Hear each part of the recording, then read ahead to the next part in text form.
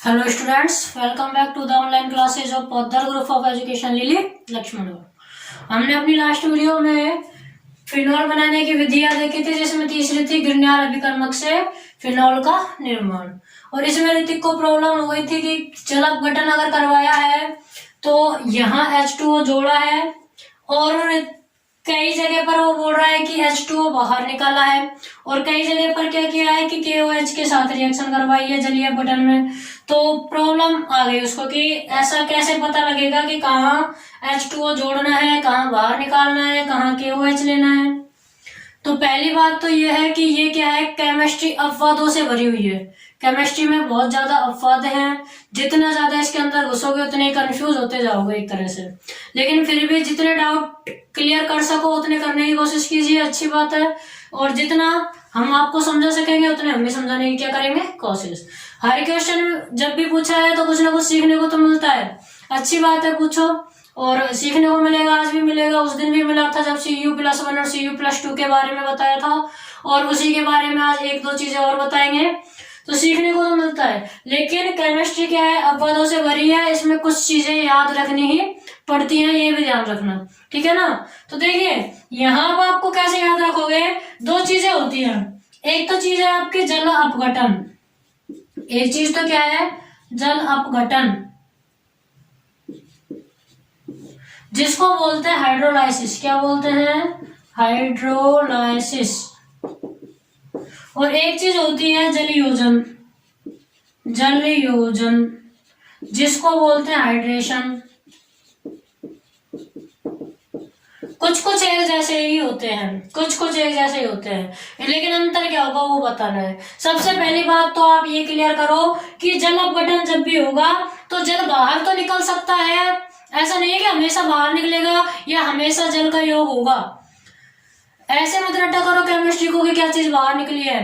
क्या क्या याद रखना है कि रिएक्शन किससे हुई है वो याद रखना है। बाहर तो आपको रिएक्शन करने के बाद अपने आप निकालना, संतुलित करनी है रिएक्शन, किससे रिएक्शन करवानी है ये याद रखो यहाँ पे, ठीक है। किससे करानी है, जल योजन जब भी होगा, जल योजन मतलब H2O जुड़ेगा।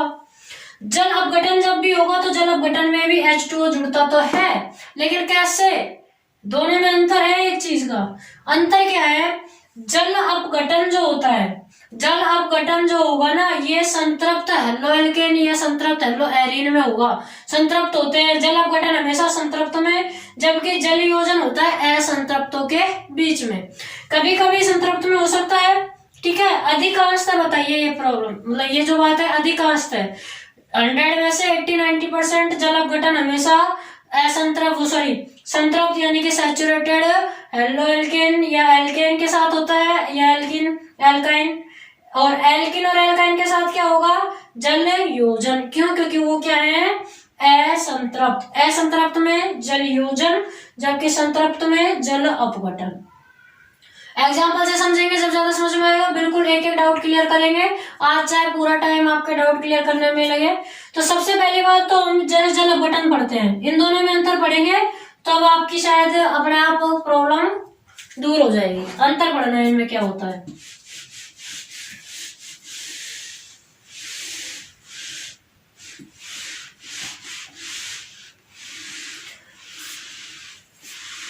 देखिए एक चीज है आपके पास जल अपघटन। जल अपघटन किसी भी यौगिक का करवाएंगे तो क्या होगा, जल जो है ना वो ऐड होगा, लेकिन जल अपघटन को हम द्विअपघटनीय अभिक्रिया भी बोलते हैं। जल अपघटन को क्या बोलते हैं, द्विअपघटनीय अभिक्रिया। क्यों बोलते हैं, क्योंकि जल अपघटन में जो जल का अणु होगा वो तो टूटता ही टूटता है, साथ में जिसके साथ रिएक्शन करवाई जाए वह भी आयनों में विभाजित होता है। जैसे हमने अपनी लास्ट जो देखी थी ग्रिग्नाल अभिकर्मक वाली, इसमें देख सकते हैं हम। इसमें हमने क्या किया था, आपका बना था जैसे ये बना था लास्ट में, यहाँ O था, Mg और Br, ये बना था ना। इसका जल अपघटन करवाना है तो जल अपघटन में जल तो जुड़ेगा ही, जल तो जुड़ेगा ही, ठीक है ना। जल तो क्या होगा, जुड़ेगा ही। लेकिन अंतर क्या होता है जल अपघटन और जल योजन में, कि जल जो है ना ये खुद भी टूटता है प्लस और माइनस एक बार अपघटन ये हो गया। जल अपघटन का मतलब है जल टूटेगा, खुद टूटता है, और जिसके साथ इसकी रिएक्शन है ना, जिसके साथ रिएक्शन है उसको भी ये तोड़ता है दो भागों में, ठीक है, उसको भी आयनों में विभाजित करता है, जरूर करता है। इसको भी इसने आयनों में विभाजित किया, यहाँ माइनस यहाँ प्लस, और फिर अपना ऐड होता है। जल अपघटन में तो हमेशा यही होगा, फिर H प्लस यहाँ O माइनस पर अटैक करता है, और ये OH माइनस यहाँ Mg प्लस पर अटैक करता है, और आपके फिनॉल बना लेगा, और दूसरा योगात्मक उत्पाद ये बनेगा कौन सा, MgBrOH बनेगा, ठीक है। तो ये तो रिएक्शन वहां कराई थी। जल अपघटन में 2 बार अपघटन होता है, जल अपघटन में 2 बार जल का अणु भी टूटता है, और जिसके साथ रिएक्शन है वह भी टूटेगी और अलग होगी, अलग अलग करेगा ये 2 बार अपघटन, तो ये अपघटनीय अभिक्रिया याद रखोगे। जल अपघटन में अब देखो ये कोई जरूरी नहीं है कि हमेशा ही जल बाहर निकले, जल अपघटन में जल दिखे, ये भी जरूरी नहीं है कि जल हमेशा दिखे। हमने ऐसे भी रिएक्शंस किए हैं, जल अपघटनीय अभिक्रिया की थी हमने जलीय, जैसे हम बोले कि KOH के जलीय विलयन क्या बोल रहे थे ना, कई बार जल अपघटन KOH के साथ करवाया है। हमने ले लिया जैसे C2H5Cl, ये ले लिया, और मैंने आपसे बोला कि एक्वस मीडियम ले लो KOH का, तो एक्वस का मतलब जलीय ही तो हुआ, जलीय हो गया ना, तो जलीय का मतलब KOH में भी जल मिला हुआ है। ये जो KOH है ना, ये KOH ये जल से मिलकर बना है, जल से मिलकर बना है। भाई मैंने यही बोला है कि जलीय विलयन के साथ रिएक्शन कराओ तब जल बाहर निकल रहा है, कोई दिक्कत नहीं है। तो आप ये सोच रहे हो कि आपने जल अपघटन कई बार तो KOH के साथ करवाया है, कई बार HOH जोड़ा है, तो यहाँ पर भी जो KOH है ना इसका एक्वस विलयन है। एक्वस का मतलब जलीय है, तो जल तो इसमें मिला हुआ है, जल मिला हुआ है तभी ये OH आया, ठीक है ना, तभी ये क्या आया OH। जल के साथ इसकी रिएक्शन हुई होगी, मान लो KCl की हुई जल के साथ रिएक्शन, क्या बन गया KOH, और HCl क्या निकला बाहर। तो जलीय विलयन से तो KOH बना, किससे बना, जलीय विलयन से, मतलब इसमें भी क्या है जल है, KOH में क्या है जल है, ठीक है ना। KCl में जल मिलाया KOH बन गया, तो KOH में भी आपके पास जल से मिलकर ही बना है, KOH किससे बना है जल से ही। तो जलीय विलयन लिया है हमने इसका। अब अपघटन बिल्कुल सही, अपघटन ही करवा रहे हैं, अब अपघटन करवाएंगे तो क्या होगा कि KCl तो आपका बाहर निकल जाएगा, और क्या बनेगा C2H5OH। जल अपघटन कराया C2H5OH बना, यहाँ जल अपघटन कराया फिनॉल बना। अब जल अपघटन में आप बोल रहे हो कि कई बार H2O बाहर निकला है, मुझे ऐसी कोई रिएक्शन याद नहीं है, लेकिन हो गई, मैं ये नहीं बोल रही कि नहीं निकलता, निकल सकता है। यदि आपके पास में मान लो इधर भी आपके पास क्या होता है HH आपको नहीं दिया हुआ है, और आपने जब इनको प्लस और माइनस में तोड़ा, और मान लो H प्लस के साथ आपको यहाँ OH ही मिल गया, तो बाहर निकल सकता है, बिल्कुल निकल सकता है, ठीक है। बाहर आपको तो अभिक्रिया संतुलित करवानी है, क्या करनी है अभिक्रिया संतुलित। अभिक्रिया संतुलित में जल बाहर निकाल रहा है तो आप निकाल सकते हो, कोई दिक्कत नहीं है। तो जल अपघटन तो आपके याद रखोगे कि द्वि अपघटनीय अभिक्रिया है, और 2 बार ये टूटती है, मतलब एक बार जल खुद टूटेगा, और एक बार क्या है जिसके साथ रिएक्शन है उसको भी तोड़ेगा आयनों में, फिर आयन प्लस आयन है वो माइनस के साथ रिएक्शन करेगा जल का, और जल में जो माइनस है वो यौगिक के प्लस के साथ रिएक्शन करेगा, 2 अलग अलग उत्पाद बनते हैं, जिनमें एक क्या होगा आपका मेन प्रोडक्ट। जल अपघटन में तो ये होता है, जल की क्रिया होती है। ये बात अलग है कि कई बार जल दिखाया नहीं जाता, जैसे यहाँ KOH में जल दिखा हुआ नहीं है, लेकिन हमें पता है कि KOH का जलीय विलयन है, मतलब जल से ही बना है, तो हम कह सकते हैं कि जलीय अपघटन हुआ है। आयनों में तो विभाजित हुआ है ना, ये आयनों में विभाजित हुआ। जल अपघटन मेन काम यही करता है, आयनों में विभाजित करता है। जलयोजन क्या करेगा, जलयोजन क्या होता है, आपकी सेकंड कंफ्यूजन इससे दूर हो सकती है। देखो जलयोजन और जल अपघटन एक जैसा लगता है लेकिन अलग अलग है। जलयोजन आपके काम में आता है असंतृप्त हाइड्रोकार्बनों में, जैसे CH3 CH double bond CH2, इसमें जल का योग किया H2O। जलयोजन क्या करता है, जलयोजन में ये जल तो टूटता है, जलयोजन में ये तो खुद तो टूटेगा H प्लस और H माइनस में, लेकिन यहाँ इसको अलग अलग आयनों में नहीं तोड़ेगा, मतलब इसके दो भाग नहीं होंगे, इसमें सिर्फ बंध टूटेगा। क्या होगा? कोई भी एक बंध टूटेगा, कोई भी एक क्या होगा? बंध। तो हमने पढ़ा है मार्कोनिकॉफ नियम, मार्कोनिकॉफ से जोड़ दो या एंटी मार्कोनिकॉफ से मार्कोनिकॉफ कर लेते हैं। क्यों? क्योंकि यहाँ उपस्थिति नहीं है पेरोक्साइड की। तो क्या करेंगे, एक बंध तोड़ दो, ये बंध तोड़ दिया जैसे हमने, ठीक है। एक बंध तोड़ेंगे तो क्या होगा? CH3। मार्कोनिकॉफ नियम ये कहता है कि हाइड्रोजन वहां जुड़ेगा जहां हाइड्रोजन की संख्या ज्यादा है, तो इस पर फिर क्या जुड़ जाएगा? OH CH3। ऐसा बनेगा आपका उत्पाद। काफी बार करवाई है ये रिएक्शन, आज सिर्फ आपको समझना ही है। तो यहाँ हमने क्या किया है? जल योजन किया है। यहाँ हमने क्या किया है? जल योजन। यहाँ हम ऐसे नहीं कह सकते कि जल अपघटन किया है। अगर इस रिएक्शन में आप बोलोगे कि जल अपघटन किया है तो गलत है। क्यों? क्योंकि यहाँ ये दो आयनों में या दो भागों में नहीं टूटा, दो अलग अलग उत्पाद नहीं बने, एक ही उत्पाद बना है, एक ही बना है ना। जल योजन में क्या होता है? कोई भी बंध टूटता है और उसी पर H प्लस और OH माइनस जुड़ते हैं, योगात्मक उत्पाद बनता है। एक क्या बनता है? योगात्मक उत्पाद बनता है, मतलब H और OH दोनों इसी पर जुड़ते हैं, बंध टूटता है, ठीक है, आयन नहीं बने। तो जल अपघटन और जल योजन में अंतर पता लग गया। अपघटन में दो बार अपघटन होगा, एक बार तो इसका खुद का और एक बार इसका भी, दो अलग अलग प्रोडक्ट बने। और जल योजन में क्या होगा? योगात्मक उत्पाद यही रिएक्शन करेगा और यहाँ दो कोई भाग नहीं बनेंगे बल्कि एक ही भाग में जुड़ेंगे दोनों, ठीक है, जल योजन होगा। और KOH क्यों ली थी वो भी बता दिया कि KOH क्या है? जलीय विलयन तो है, तो KOH में भी क्या है? जल है। जल बाहर निकल रहा है कहीं अगर, तो वो रिएक्शन संतुलित करने पर निकल रहा होगा, कोई प्रॉब्लम नहीं है। रिएक्शन संतुलित करनी है आपको, ठीक है ना। तो आपकी जो प्रॉब्लम है वो दूर कर लेना।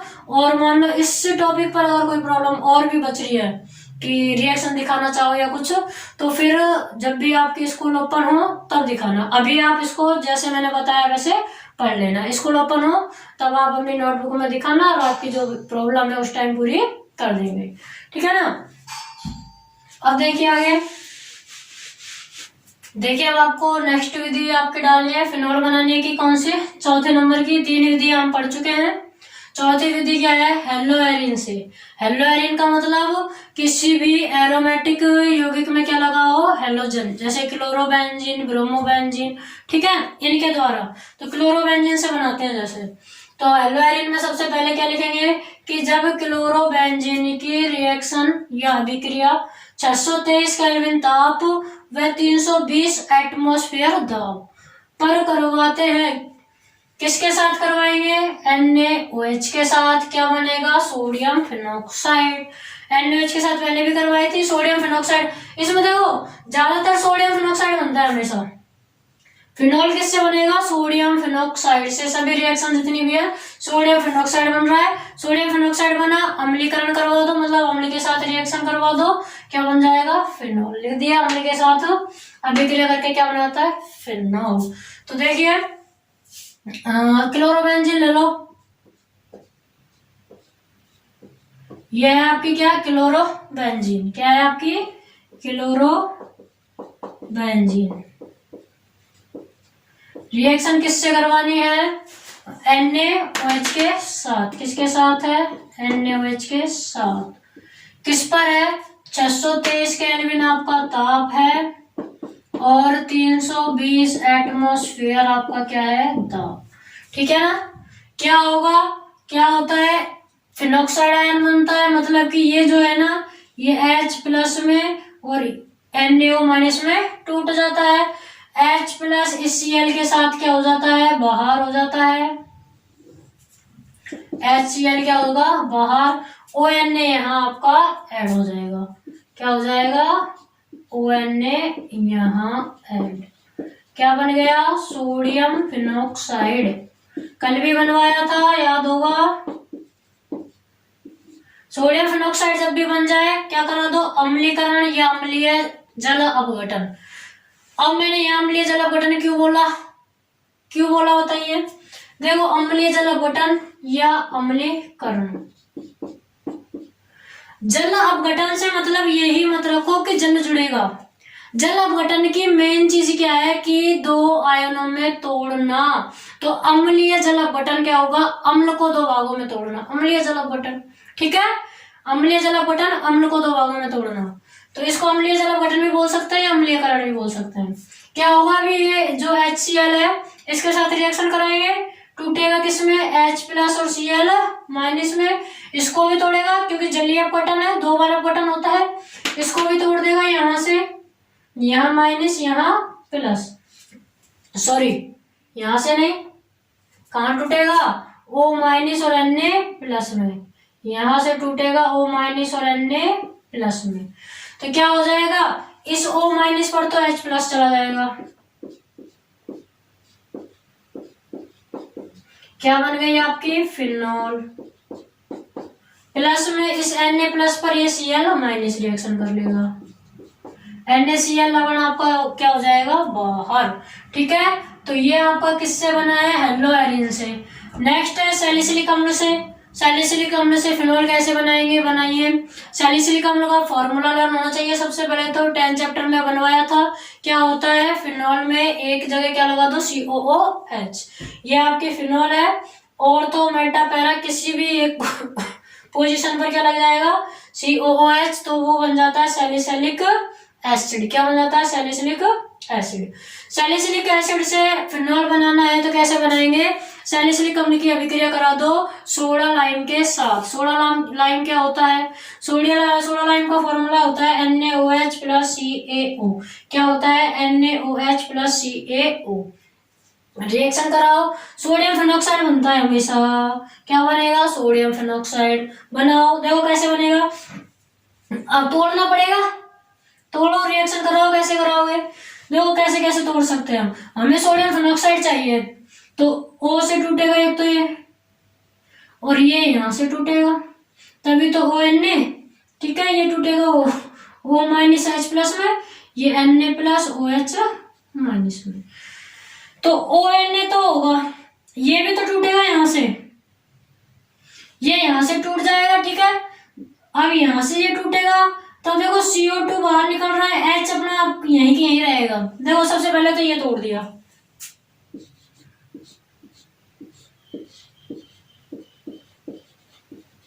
सबसे पहले तो हमने OH तोड़ा, O पर Na लग गया। ये जो H+ बच रहा है, ये H+ इस OH- के साथ H2O के रूप में क्या निकला, बाहर। ठीक है, अब इस पर आ गए, ये बंद टूटा, COH क्या हुआ, अलग, COH अलग हो गया। अब यहाँ क्या बचा, कार्बन बच रहा है और एक वैलेंसी इसकी बच रही है।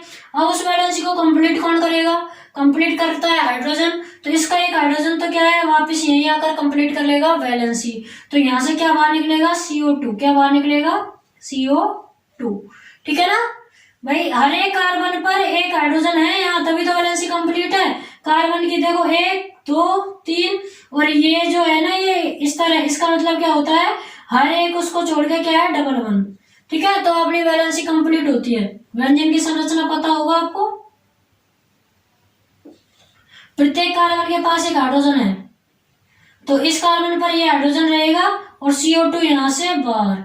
ये CO2 और एक O ये रहा CO3, और ये क्या है Ca, किस रूप में बाहर, CaCO3 के रूप में बाहर, कैल्शियम कार्बोनेट के रूप में बाहर। या फिर CO2 बाहर निकाल दो ओनली, और CaO अलग से बाहर निकाल दो। कैसे बाहर निकाल सकते हो, CaCO3 बाहर निकाल दो, या CO2 और CaO अलग से बाहर निकाल दो। तो आपका क्या बच जाएगा, सारी चीजें बाहर गई, ONA जुड़ जाएगा, क्या बचा, सोडियम फिनॉक्साइड। क्या है, सोडियम फिनॉक्साइड। अब यहाँ वही बात आ गई, कौन सी, कि सोडा लाइम के साथ अभिक्रिया कराई, सोडियम फिनॉक्साइड बन गया। फिर मैंने लिखा है अम्लीय जल अपघटन, जिससे कि आपकी कंफ्यूजन दूर हो। अम्लीय जल अपघटन, तो ये मत सोचना कि जल ही लो, अम्लीय जल अपघटन का मतलब है कि अम्ल को दो भागों में बांटो, आयनों में बांटो और रिएक्शन कराओ। ठीक है ना, ये अम्ल है, बांट दो दो आयनों में, और जल अपघटन है तो द्वि अपघटनी होती है, यहां से भी टूटता है दो भागों में, क्या हो जाएगी, फिनॉल बन जाएगी। क्या बाहर निकल जाएगा, Na और Cl, ये आपकी क्या बन गई, फिनॉल। ठीक है, उतार लीजिए इसको, फिर नेक्स्ट रिएक्शन पढ़ेंगे बनाने की। देखिए नेक्स्ट रिएक्शन है आपकी क्यूमीन या आइसोप्रोपाइल बेंजीन के द्वारा फिनोल का निर्माण, जो कि इंपॉर्टेंट है। औद्योगिक विधि इसको बोला जाता है, फिनोल प्राप्त करने की औद्योगिक विधि। देखो इसमें क्या होता है, सबसे पहले तो क्यूमीन क्या होती है, क्यूमीन होती है आइसोप्रोपाइल बेंजीन। आइसोप्रोपिल बेंजीन मतलब देखो आइसो समूह ये हो गया प्रोपिल का, मतलब दोनों तरफ CH3 है, ठीक है। और इस पर क्या है आइसोप्रोपिल बेंजीन, ये हो गई लो आइसोप्रोपिल बेंजीन। ये आपकी क्या होती है क्यूमीन, सामान्य नाम ज्यादा फेमस है इनका क्यूमीन। IUPAC की बात करें यदि, IUPAC नाम क्या होगा, देखो चाहे तो इधर से नंबरिंग कर दो चाहे इधर से कर दो, बीच में 2 ही आना है। 2 पर कौन सा प्रतिस्थापित जुड़ा हुआ है IUPAC इसको फेनिल बोलेंगे ना, तो IUPAC नाम क्या हो जाएगा 2 phenyl methyl propane, 2 phenyl propane, ठीक है। IUPAC 2 phenyl propane, general name isopropyl benzene, cumene भी इसको बोल देते हैं, जनरल क्या है आइसोप्रोपिल बेंजीन। अब क्या करना है, क्यूमीन की वायु की उपस्थिति में रिएक्शन करवानी है। वायु की उपस्थिति मतलब कि ऑक्सीजन से ही क्या करानी है रिएक्शन। वायु में हम किससे करवा रहे हैं, ऑक्सीजन से। वायु की उपस्थिति में क्यूमीन रिएक्शन करके, वायु तो बहुत सारी है अपने वायुमंडल में, रिएक्शन किससे, ऑक्सीजन से, ठीक है। अब यहाँ ये मत पूछना कि HNO क्यों नहीं लिया, HNO का मतलब प्रकाश की उपस्थिति होती है। प्रकाश की उपस्थिति मतलब कि अंधेरे कमरे में रिएक्शन नहीं होगी अगर उपस्थिति नहीं लिया तो, लेकिन यह किसी किसी के लिए निर्भर करता है। पहले जो रिएक्शन मैंने करवाई थी O2 ऐड करने वाली, उनमें लिखवाया था प्रकाश की उपस्थिति आवश्यक है, मतलब उनको अगर अंधेरे कमरे में करवाएंगे तो वो रिएक्शन नहीं होगी। यहाँ इसमें प्रकाश की उपस्थिति नहीं लिखी हुई है, मतलब यह अंधेरे कमरे में भी रिएक्शन कर सकता है, ठीक है ना। तो O2 के साथ रिएक्शन करवानी है, क्या होता है क्यूमीन हाइड्रोपेरोक्साइड बनता है। हाइड्रोपेरोक्साइड कैसे बनेगा, ये जो O2 है ये अटैक करेगा इस CH पर, ठीक है। तो क्या होता है देखो CH3 तो है ही, और यहाँ पर आपका बेंजीन है, ये तो है ही, ठीक है। ये आपका क्या है बेंजीन। क्या करना है, O2 जुड़ जाएगा इस H के साथ साथ में, यहाँ क्या हो जाएगा आपका OOH हो जाएगा, ठीक है ना। CH3 COOH CH3, ये दोनों O यही ऐड हो जाएंगे, ऐसे कर देना या तो ऐड या ऐसे कर देना, ठीक है। इस C पर हो जाएंगे दोनों, ये आपका बन जाएगा क्यूमीन हाइड्रोपेरोक्साइड। क्या बना, क्यूमीन हाइड्रोपेरोक्साइड। क्या करना है इसको, गरम, क्या करना है गरम। गरम करेंगे तो सीधा सीधा लिख रहा है फिनॉल प्राप्त होगा, कैसे, ये बंद यहाँ से टूटकर यहाँ आ जाएगा, फिनॉल बना लेगा, ठीक है। और CH3 C++O CH3 एसीटोन आपका बाहर। देखो एक तो CH3 CO है ना यहाँ, ये लो O, अब बैलेंस कंप्लीट नहीं है, ये O का एक बंद इधर था वो नीचे क्या कर लेगा, इंटरचेंज होकर यहाँ बना लेगा वन CH3, ये तो बना आपका एसीटोन। ये तो क्या बन गया आपका एसीटोन, CH3 C++O CH3, ठीक है। प्लस में ये बच रहा है यहाँ नीचे बेंजीन, और क्या बच रहा है ऊपर OH है, ये बन गई फिनोल, क्या बन गई फिनोल, ठीक है। इंपॉर्टेंट मेथड है, याद रखना। क्यूमीन क्या होती है आइसोप्रोपिल बेंजीन, यानी बीच में बेंजीन जोड़ दो, दोनों तरफ CH3 और बैलेंसिंग कंप्लीट कर दो, क्या हो गई क्यूमीन। IUPAC नाम बोल दे तो 2 फेनिल प्रोपेन से भी आ सकता है, क्यूमीन से बनाओ या 2 फेनिल प्रोपेन से, दोनों तरह से आ सकता है, याद रखना।